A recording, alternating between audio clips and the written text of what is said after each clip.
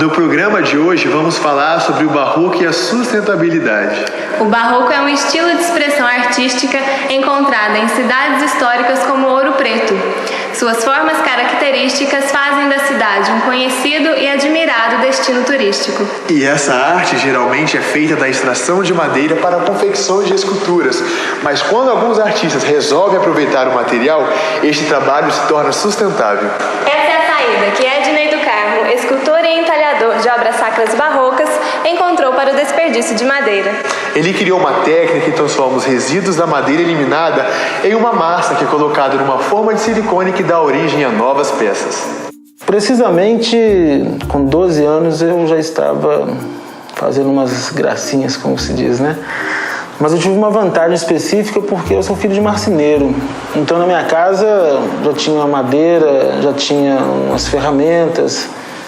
Eu já tinha uma vontade grande de desenvolver o que era prático de ser visto em termos artísticos aqui na cidade de Mariana, que são as obras das esculturas dentro das igrejas. Ednei do Carmo Silva, nasci em Mariana, no ano de 1976, no dia 19 de julho. Com prática eu sou autodidata, mas em relação ao conhecimento histórico e teórico, em 1990 e 1991 eu fiz uns cursos de extensão pela UFOP, e esses cursos de extensão foram de História Geral da Arte e Barroco Mineiro.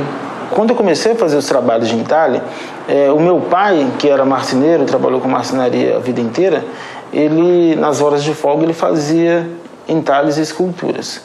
Então, quando ele me viu arriscando nos trabalhos, ele me orientou, tanto no entendimento das ferramentas, quanto no entendimento da madeira. Por quê? A madeira a gente precisa de obedecer o sentido do veio para o corte dela. A gente sempre trabalha com corte vertical para que toda a proposta de trabalho que a gente tem não tenha, digamos que, deslizes no final das contas. E o tratamento com as ferramentas, que se diz no sentido de se afiar a ferramenta, qual a posição que a gente vai estar utilizando para proporcionar um corte mais raso, um corte mais profundo, e daí toda essa sequência desenvolvida. E na relação do trabalho, na parte prática mesmo, é um detalhe visual, um efeito visual que a gente tem mentalmente e a gente vai passar, obviamente, para a escultura. Então, basicamente, não tem necessidade de se fazer um desenho definido para que o trabalho de entalhe e escultura surja. Até mesmo porque não vai resolver o desenho. Apenas uma orientação entre traços seria o essencial para que a sequência desse trabalho seja desenvolvida. Porque tem-se mesmo uma ideia do trabalho pronto, mesmo ele estando no bloco.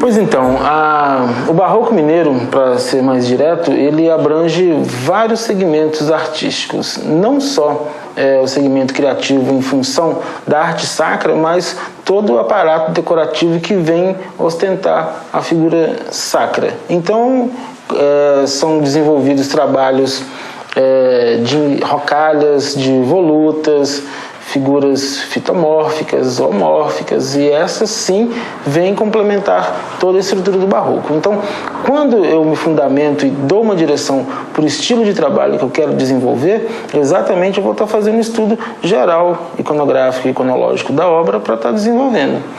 Tudo é feito mesmo com parâmetro ao barroco mineiro do século XVIII e século XIX. Daí, a sequência de trabalho que é encomendado, um cliente vai apontar o que ele quer, o que ele não quer dentro desse conceito.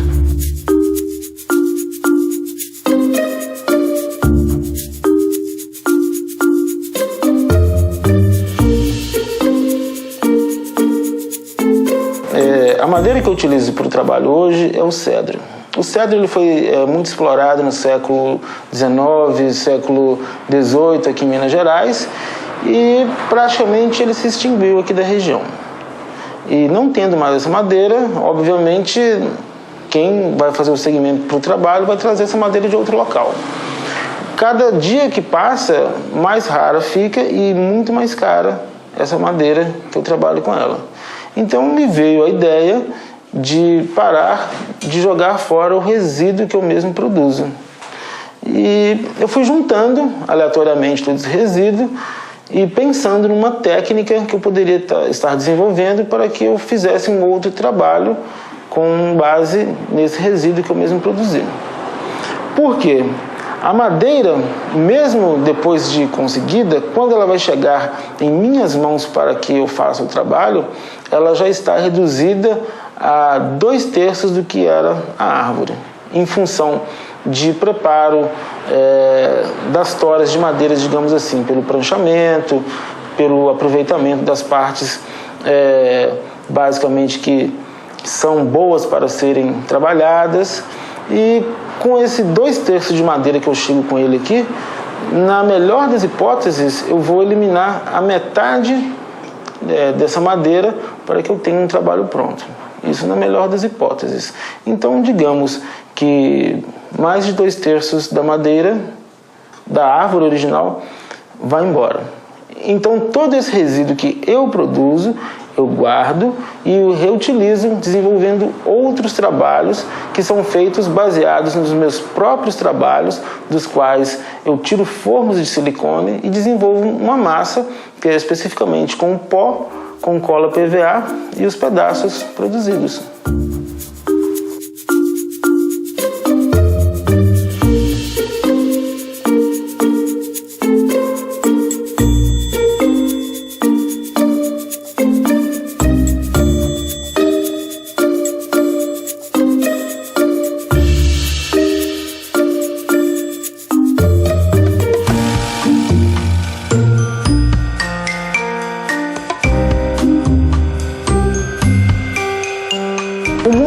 Ele está muito solto em relação à falta de compromisso com o meio ambiente.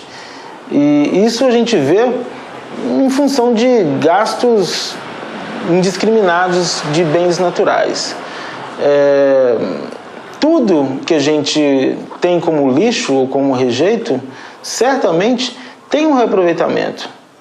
Quando se toca no ponto de arte a se falar sobre reaproveitamento de resíduos, isso surge de uma forma, digamos que, como uma novidade.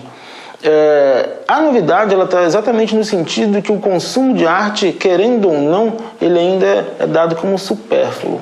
Se a pessoa compra um supérfluo, supostamente assim falando, de material sustentável, a força que esta mensagem de recuperação de resíduos e preservação de meio ambiente, ela vai atingir de uma forma muito mais rápida e maciça. Até mesmo porque, trabalhando-se com madeira, que é o meu caso, a madeira é um dos bens que, com certeza, são os primeiros a se extinguir, como, tipo assim, bens práticos para o uso. Então, dando-se uma direção, um encaminhamento para um bem que realmente vai demorar anos para se desenvolver novamente, sem dúvida, a mensagem de preservação e preocupação com o meio, ela vai ser imediata.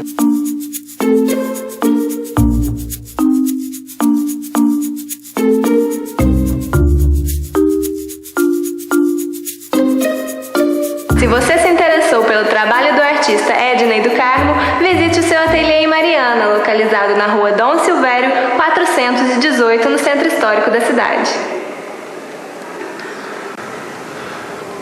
Lá você encontrará exposições de suas obras e informações sobre cursos e oficinas.